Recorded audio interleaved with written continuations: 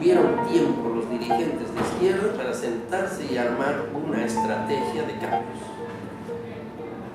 Y ahí llegaron ustedes a la historia y han visto solamente la punta del iceberg, donde todo es diversión.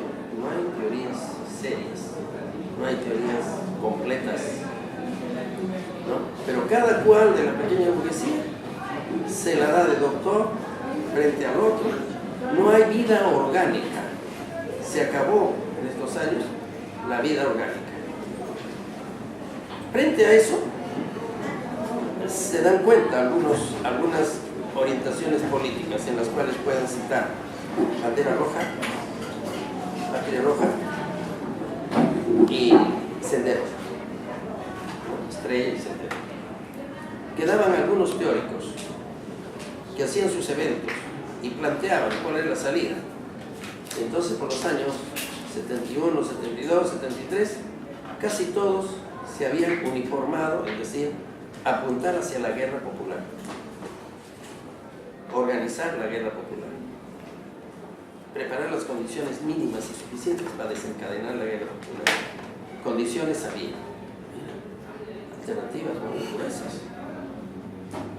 Pero si leen el libro de Lynch, era romántico, que Lynch dice, vivía en la vivienda y estaba convencido de que tenía que preparar la guerra popular. Así que en la mañana le llamaban, ya, salían en fila a dar la vuelta por el Estadio Nacional, hacer su gimnasia, porque estaban preparando la guerra popular. En realidad, muchas veces se ha puesto en sarcasmo esto, ¿no? Porque una guerra popular es pues la preparación consciente de un pueblo entero que logra ver alternativas y va a apoyar su alternativa, se va a mover incluso militarmente. ¿Esto ha sucedido en los años posteriores? No. Hasta que brotó el movimiento sendero, que declaró inicio de la guerra popular. La pregunta es, ¿habían trabajado de tal manera que ese inicio garantizaba una revolución? Que habían garantizado una organización vertical que era capaz de hacer cualquier mandato del pensamiento Gonzalo. Eso está clarísimo. No cabía la mínima duda. Pero ese pensamiento Gonzalo era una alternativa de cambio. Y la práctica, ¿cómo fue? Sobre esto lo remito a la Comisión de la Verdad. Todo lo que sucedió. Aunque ahora la derecha dice, la Comisión de la Verdad no sirve porque es mentirosa. ¿Cuál es verdadera? La mitad de la Comisión de Verdad, siempre y cuando no se diga la otra parte. Más o menos es. La mitad es verdadera y la mitad es mentirosa. Entonces, ¿qué pasa en la universidad? Sectores intelectuales, sectores estudiantiles de una visión lúcida sobre lo que viene el Perú, entraban en el juego de la revolución, organizándose, planteando alternativas. Pero, ¿cuál fue el detalle? Esta organización que le llamaron revolucionaria tendría que ser evaluada. Tenía alternativas económicas clarísimas para ver cómo se tomaría, ¿no?, la organización económica en el Perú. Yo no conozco. ¿Tendrían los cuadros suficientes para dirigir el movimiento? Y decían sí, porque aquel que no me obedece me tendrá que obedecer. Pero eso justamente fue el punto más débil de su estrategia. Algunos, desde inicio, nos obligó a deslindar, pese a que tú te ponías en una posibilidad de agresión. Mi pregunta, a la que nunca pudieron responder, es: dígame, si atacan a los hijos de mi pueblo y los matan, dice porque no obedecen o no entienden lo que dicen ustedes, ¿en qué lado se ponen? Y el pueblo no se puso del lado de ellos, sino miedosamente. Es ahí donde entran las fuerzas armadas y tenemos toda una tragedia. Pero esto, que es un fenómeno social, no está acompañado de alternativas progresivas dentro de la universidad. La ley universitaria que es ahora sigue siendo la vieja, ¿no? La forma orgánica interna sigue siendo la vieja. No ha habido ningún interés de dar una orientación nueva a la universidad, ¿no? Nosotros nos movemos con una ley vieja en todas sus partes, porque el Estado no ha tenido alternativas para organizar, como por ejemplo en Argentina, en Bolivia o en Cuba, ¿no? Donde la universidad tiene otras formas de organización y está integrada a otros medios de desarrollo y no es exclusiva ni cancelada. Recuerdo que cuando estuve el año 2000, un médico me dijo: te invito porque mañana va a ver la sustentación de un obrero, ¿no? Que va a sustentar una tesis, ¿no? De la cura de la malaria. Un obrero, le digo: ¿y cómo vas a ver? Bueno, era un obrero, un joven así como que era leído, sabía muchas cosas, al jurado le respondía en sus términos, ¿no? Y lo aprobaron y le dieron el grado de licencia ese mismo día. Es la forma de entender, no por la forma, sino por el contenido. Eso era un aporte, ¿no? Real. Y el Estado lo premiaba y este no quedaba ahí. Y ya tenía el puesto de trabajo en la próxima campaña para ir a Sierra Maestra y todo, llevar a cabo su tesis, o sea, los efectos de su tesis. Otras formas de entender.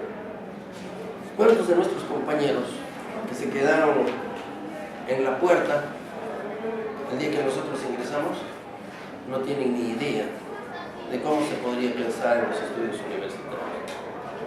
Muchos de los que están aquí sentados quieren ser profesionales, pero en la ley dice extensión cultural, ¿no? En la ley dice, ¿qué más? Cuando el estudiante puede trabajar afuera, como promoviendo promoción cultural, ¿no? Se hace.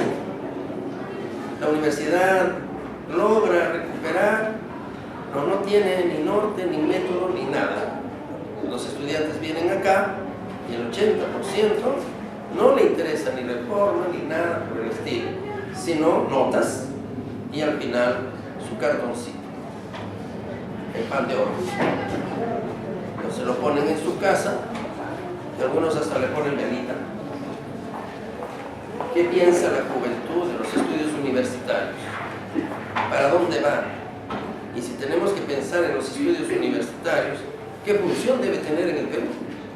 ¿Para qué queremos reformas educacionales en la universidad? ¿No? ¿O será una diversión más? Y cuando estamos viendo formar gremios, uno dice: yo debo hablar bien, debo juntarme con otros porque me gustaría un día que me fotografíen y salgan en el periódico, en la televisión y digan: este es un gran dirigente de los estudiantes en el Perú. De repente todo es un curso pequeño burgués, puede ser que esté. ¿Quién sabe? ¿No? Entonces, ¿cómo pensar la tarea de la universidad?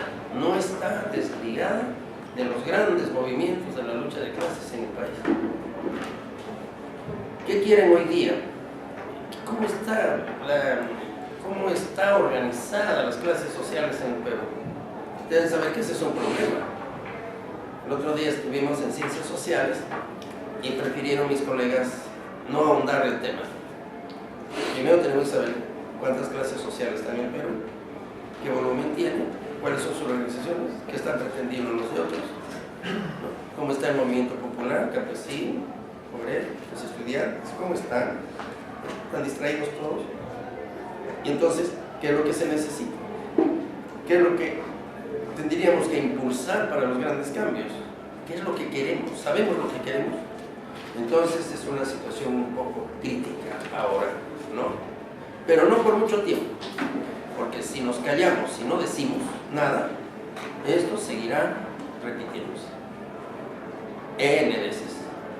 Pero si aclaramos, exigimos, reclamamos, ¿no?, esta problemática, no estoy seguro de que todos se pongan de acuerdo en una sola cosa, pero por lo menos habrá una iniciativa de buscar lazos de unidad y plantear democráticamente salidas.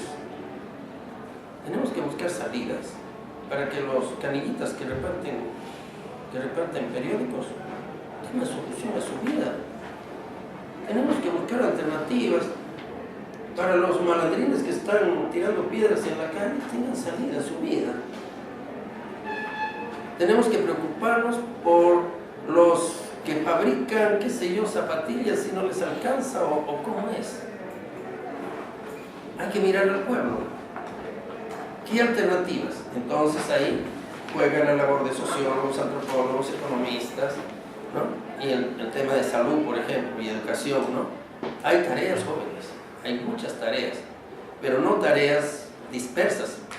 El trabajo que ustedes pueden hacer en serio es discutir para ver qué puntos de unidad tienen, por dónde van, celebrar que hemos encontrado algún punto de unidad, porque lo que yo veo acá en el derecho se especializan en dividirse. El año pasado sucedió que el 60% de izquierda es vencido por el 40% de ahí. ¿Cómo así? Se dividieron los dos y entonces pues la minoría ganó. Y yo dije, yo no sé para qué vale esta izquierda que lo único que logra es hacer ganar a la derecha. Y después todo el año quejándose, mira qué sinvergüenzas, canallas, etcétera, ¿no? Entonces, como esa que se hizo violar y después le dice al otro, eres un violador. Se hizo violar. Así yo creo que hay que ver puntos de unidad. Ahora, lo que pasa en nuestra juventud, hoy día, por ejemplo, he visto mucho silencio, tienen temor, no se pronuncian, no se quieren equivocar, no hay imaginación incluso para equivocarse, ¿no? Yo creo que eso hay que romper.